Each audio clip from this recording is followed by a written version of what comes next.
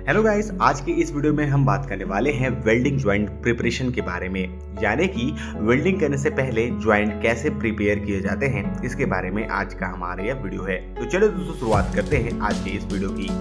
बात करते हैं गाइस स्क्वायर बट प्रिपरेशन की। यदि गाइस आपके पास वेल्ड स्पेसिमेन का जो थिकनेस है वो 5 से 16 mm है, तो आपको एक एक रन दोनों साइड से वेल्ड करना होगा और इन दोनों के बीच का जो गैप रहेगा वो 1 mm तक मेंटेन करना होगा। सेकंड बात करते हैं गाइस, यदि आपके पास वेल्ड स्पेसिमेन का जो थिकनेस है वो 8 mm तक का है, तो आपको दोनों साइड में से एक साइड पर वेल्ड करना होगा। तो इस तरीके से गाइस आप स्क्वायर बट वेल्ड प्रिपरेशन कर सकते हैं।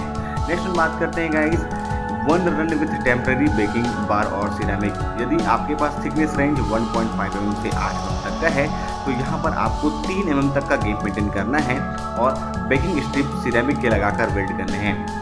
सेकंड वन बात करते हैं गाइस, यदि आपके पास वेल्ड स्पेसिमेन का जो थिकनेस है वो 5 से 10 mm तक का है, तो यहाँ पर गाइस आपको 5 mm तक का गैप मेंटेन करना होगा। उसके बाद आपको स्टील के बेकिंग स्ट्रिप्स लगाकर वेल्ड करने होंगे। तो इस तरीके से आप स्क्वायर बेड वेल्ड प्रिपरेशन कर सकते हैं।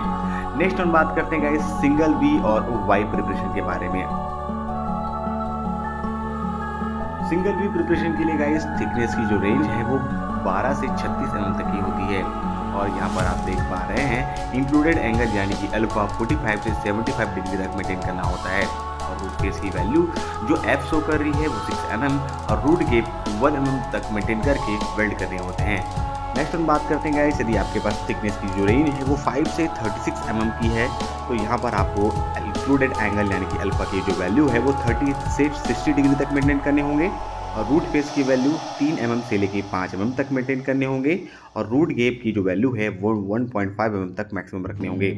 इसके बाद गाइस आपको कॉपर के बैकिंग स्ट्रिप लगाने होंगे, जैसा कि आपको फिगर में दिखाई दे रहा है। उसके बाद आपको वेल्ड चालू करना है। नेक्स्ट हम बात करते हैं, यदि आपके पास वेल्ड स्पेसिमेन की साइज 12 से 20 mm तक की है, तो आपको 30 से 45 डिग्री तक का इंक्लूडेड एंगल यानी कि अल्फा की वैल्यू को मेंटेन करना होगा और मैक्सिमम रूट गेप होगा वो 5 mm तक का मेंटेन करना होगा। उसके बाद गाइस आपको बैकिंग स्ट्रिप्स लगा के वेल्ड करने हैं। तो इस तरीके से सिंगल वी और वाई प्रिपरेशन आपको 1 रथ विथ इंटीग्रल बैकिंग से वेल्ड कर सकते हैं।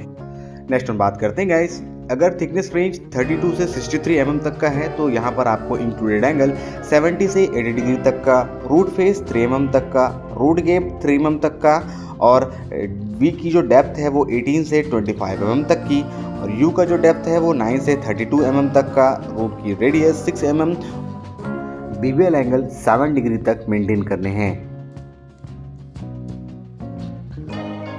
नेक्स्ट हम बात करते हैं गाइस डबल बीवेल और double bevel with a knows weld joint preparation के बारे में।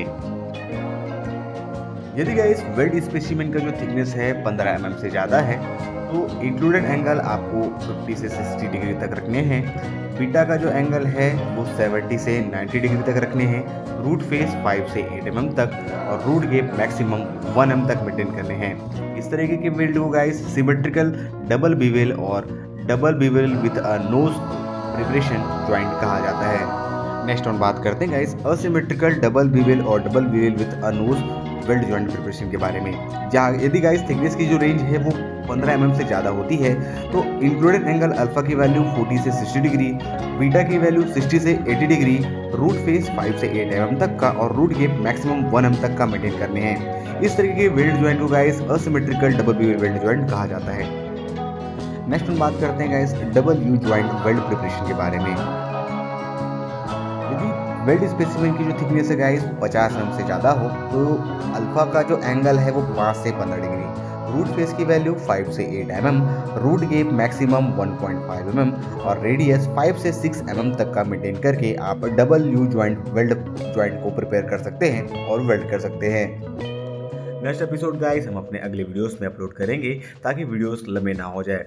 तो और अधिक जानकारी के लिए हमारे चैनल से जुड़े रहें। चैनल को लाइक, सब्सक्राइब और शेयर करना बिल्कुल भी ना भूलें। Thank you for watching our videos, our channel Febreze.